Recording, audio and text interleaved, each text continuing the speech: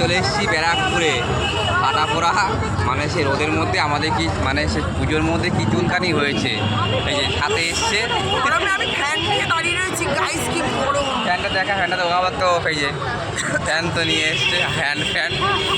দাদা বৌদি হোটেলে এসেছি বিরিয়ানি খেতে, লাইন পড়েছে কি বলবো।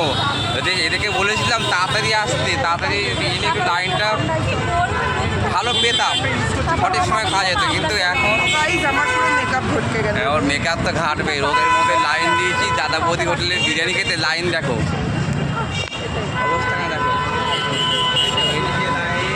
এইদিকে লাইন, মানে বিশাল লাইন পড়েছে, মানে কিছু আর বলার নেই। দুপুরবেলা বিরিয়ানি খাওয়াচ্ছি চোট, লাইন দিয়ে বিরিয়ানি খাচ্ছি, মানে এরকম মানে পরিস্থিতি চলে এসছে। যাই হোক, পুজোর মধ্যে একটু আনন্দ ফুর্তি করতে হয়, তার জন্য বাড়িতে থেকে এবার কী করবো। আর বাড়িতে পুজোকালের দিন এখন খুব ফটোশ্যুটে খুব ব্যস্ত হয়ে রয়েছে। আর পুজোকালের দিন বাড়িতে কি রান্নাবান্না করতে ইচ্ছা করে, একটু 4-5 দিন ছুটি থাকে, সারা বছর তো গাদার মতো খাটি, তো পুজোর মধ্যে একটুখানি রান্নাটা একটু ফ্রি থাকলে খুব ভালো হয়। তো আজকে আমার প্রচণ্ড মন খারাপ, আমি কি বলবো, আমার খুব রাগে মানে পায়ের রক্ত মাথায় উঠে যাচ্ছে এখন আমার।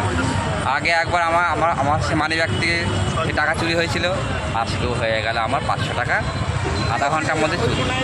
মানে কি বলবো, মানে মানে কী বলবো, মহামায়া আমার সাথে পুজোকালের মধ্যে কি করছে আমি কিছু বুঝে পাচ্ছি না। আমি বলছি হ্যাঁ,